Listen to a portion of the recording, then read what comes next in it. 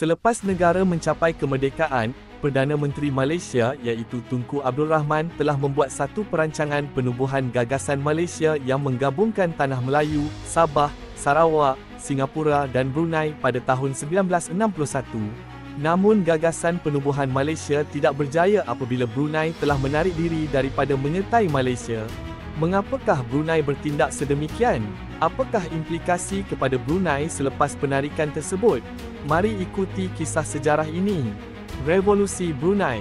Tindakan Brunei menarik diri daripada menyertai Malaysia adalah disebabkan dua faktor utama iaitu Revolusi Brunei dan syarat Tunku Abdul Rahman kepada Sultan Omar Ali Saifuddin.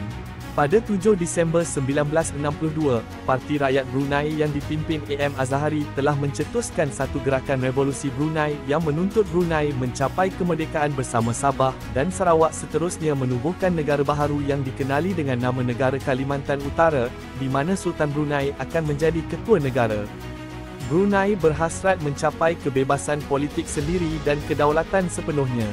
Ini bermakna negara mereka ingin menjalankan pemerintahan sendiri tanpa campur tangan asing, bagi mengelakkan konflik ideologi yang boleh mempengaruhi kestabilan politik. Walau bagaimanapun, hasrat AM Azhari tidak kesampaian apabila idea penubuhan itu telah ditolak oleh Sultan Brunei dan ditentang sepenuhnya oleh British.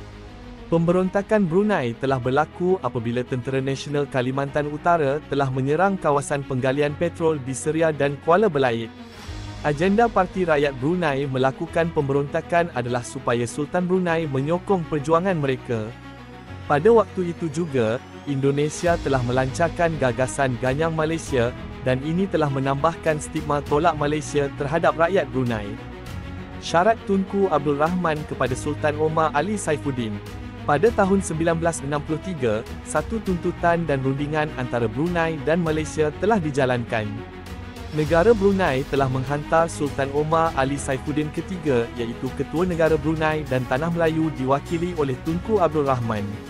Antara tuntutan Persekutuan Tanah Melayu adalah: pertama, Persekutuan Tanah Melayu menuntut pendapatan hasil minyak Brunei perlu diserahkan kepada Kerajaan Persekutuan 10 tahun selepas kemasukan Brunei ke dalam Malaysia. Kedua, Tanah Melayu menuntut hak untuk mengenakan cukai ke atas mana-mana minyak dan mineral yang baru ditemui sebaik sahaja Brunei menyertai Malaysia. Dan ketiga, Tanah Melayu mengarahkan Brunei supaya wajib menyumbang 40 juta setiap tahun kepada Persekutuan. Manakala, antara tuntutan Brunei pula adalah: pertama, Brunei menuntut 10 kerusi dalam Parlimen Malaysia dan ingin menguasai hasil minyak dengan memegang autonomi kewangan.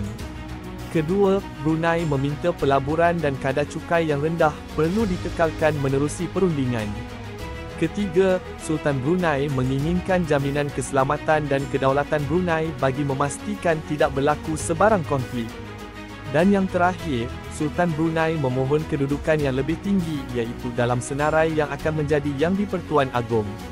Rundingan ini tidak mencapai kata sepakat oleh kedua belah pihak disebabkan kegagalan mereka mendapat kata putus mengenai hasil pendapatan Brunei, lalu Brunei menolak cadangan menyertai Malaysia pada tahun 1963. Implikasi selepas penarikan diri. Selepas menolak menyertai Malaysia, Brunei telah mengurus hasil bumi minyak dan gas yang menjadi sumber utama pendapatan negara. Hal ini jelas menunjukkan negara ini dapat mengawal pembangunan ekonomi sendiri supaya lebih stabil. Brunei telah mencapai kemerdekaan yang sepenuhnya pada tahun 1984 dan dapat memerintah negara tanpa campur tangan negara asing.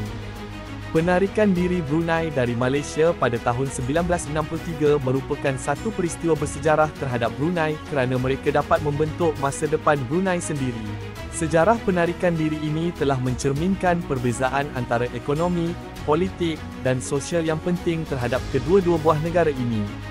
Kejayaan Brunei dalam memulihkan kedaulatan dan mencapai kemerdekaan adalah suatu peristiwa sejarah yang patut dibanggakan oleh seluruh rakyatnya.